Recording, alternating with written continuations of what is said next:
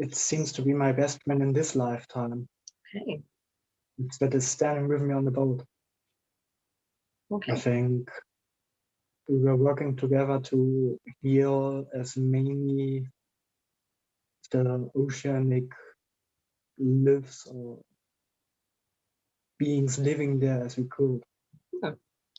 What was the bigger picture? What was your overall goal? To make the world a better place.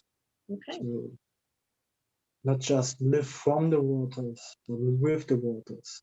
To live together with the world, with all that which is, and not just from all that which is, like so many during that time did. It's like I didn't want to nurture my ego, I wanted to nurture the world and all that which is with my own being, with my own existence. And tell me more about your life there. Where do you live?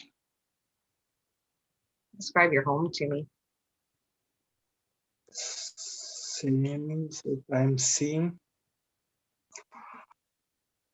a large house with many windows. This is very fantastic, but it's more leaning towards an older type of style combined with some modern aspects like many windows to allow as much light to come within it as possible. Seems to be a larger type of garden, a larger type of house, like not the richest type of version, but still rich to a certain degree. Yeah. More like being capable of living life comfortably. Okay. And for your people, do you feel like this is more simple or more elaborate than other people? This easygoing was like I enjoyed my life. I enjoyed the many extras that came with this life and lived comfortably. And it wasn't like I was too focused on living luxuriously, but not too focused on living poorly. Okay. So I did enjoy the money I have, but I didn't spend it like crazy. And who else like lived? I enjoyed the years I had. Did you live alone or did you live with others in that house? It's more like I am living alone. It's not like I'm always alone. It's just like there are people here and there, but I get a strong vibe that ultimately I did live alone. Okay. I did live more a type of secluded life, away from other people, and enjoyed my time alone. Yeah, tell me, what food do you eat there? Show me a meal that you would eat. What, please? A meal that you would eat. What type of food do you eat there? There was no need to eat. How did you get energy? I do see someone in a meditational position, cross-legged, just having the universe let the energy flow within. Like being given the energy needed from the universe. There was no need to eat. There was a possibility to eat, but there was no need to eat. Okay. If you wanted to eat, what would you eat? There's like nothing. There's not even the desire to eat. Okay. Wonderful. Now take me to a time or place where something's happening or something important is going on or something's changing. And tell me what's happening. What I just felt was this very strong fish taste on my tummy. And it felt like there was a time when something was eaten, but more like a disconnection at one point from eating itself. But I feel like back then there was this possibility of eating fish. There was fish that was eaten. It feels like that at least because of the strong taste of fish on my tongue right now. Okay. Like one could still eat, but due to the possibilities of evolving further, the need to eat could be left behind. Okay. For I still have this strong fish taste on my tongue here, and I'm totally conflicted due to being a vegan. Yeah, very interesting. So in that lifetime, is that something that you would have done when you were younger versus when you were older, or did you eat fish and then give them up, or what happened? Feels like I'm near the dogs, near the lower parts where all the boats and everything was, near the waters. And I was in a small house, in a small room together with my family, and we were eating back then. It seems we weren't far from being rich. Yeah. We were very, very, I wouldn't say poor people, but I wouldn't say we had a lot of things. Yeah. I would say we could still survive. We could still survive. It wasn't that we always could eat, but we could eat when we needed to and had to survive. And these are the times when I see something like the parent having a pan and letting down some fish on the table, like it's usual for the fisherman and everything to just eat fish. Yeah. Like a daily piece of fish. Yeah. So is that pretty normal in your culture there? Yes. Yes, it is like there was a gigantic rift.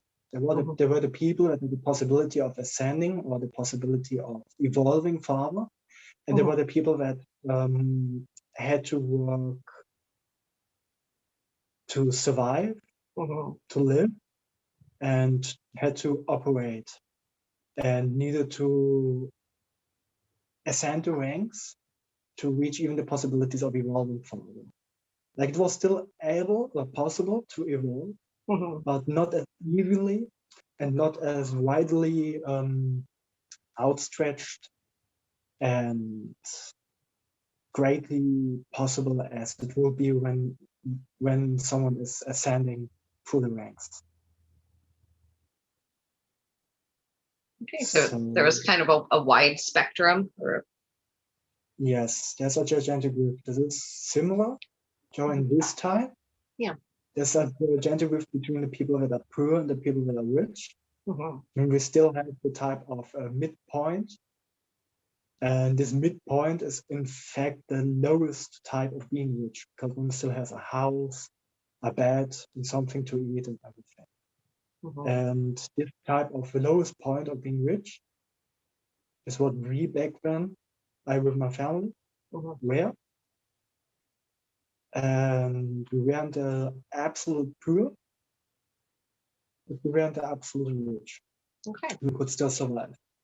This was still what also birthed within me, the desire to ascend through the ranks, to race through the ranks, to live another life. It's taught me a lot of staying humble, a lot of how it is to live, to survive, or just to survive, though not as hardly or harshly as other parts of this civilization were, but still there were also days when there was nothing to eat. So this made me a lot of humble. This made me quite humble, but still instilled within me the desire to race through the ranks, to live the life the people lived, that were lazily enjoying life and could evolve. I also feel a bit of a type of bitterness. Like they just could freely live life, evolve, grow spiritually and everything. And other people had even to work to reach that point. Okay. Had to give it their all to the point, even be able to survive to even eventually dream, if possible at all, to reach such a life. While they could just leisurely live this type of life, enjoy it, spend it, do whatever they wanted, throw out the money out of the windows, and just take from the poor to get rich and rich and rich. These people then were the ones still today being praised as being highly evolved spiritual people, being highly evolved spiritual souls, being highly evolved. The whole of Atlantis would be able to have ascended in whatsoever. This idea, pure bullshit. The thing is with them,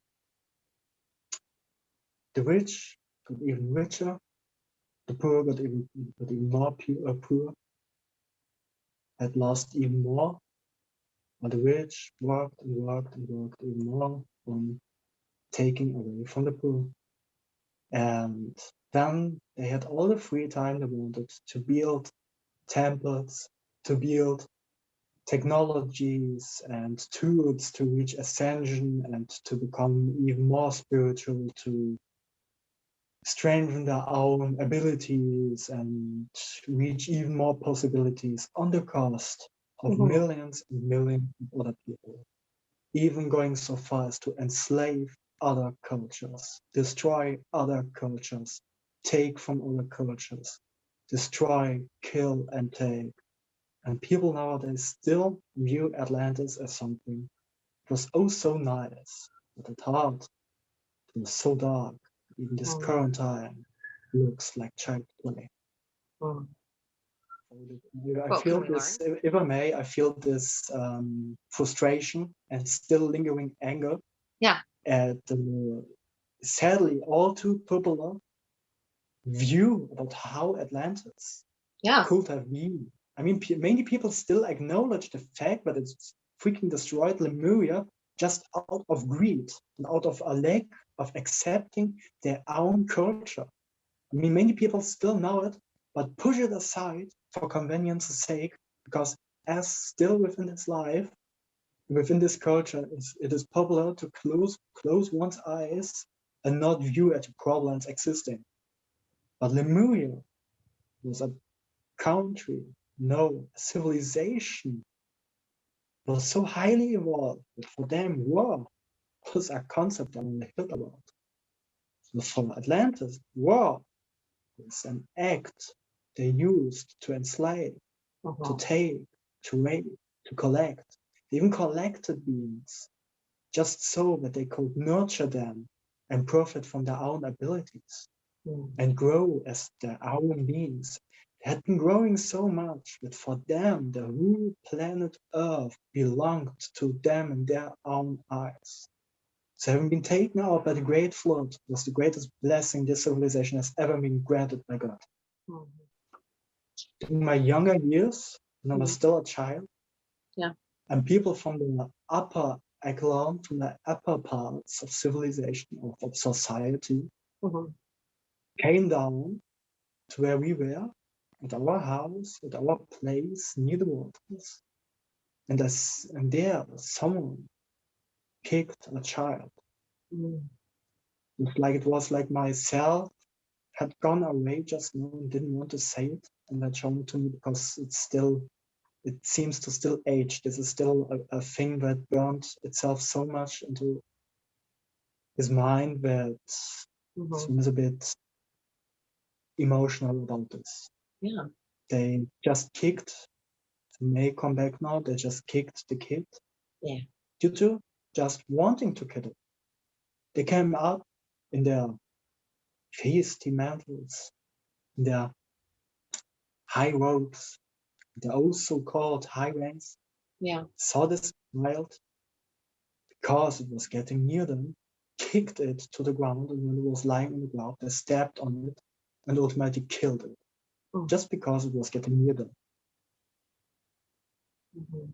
This. When you saw that, what did you think?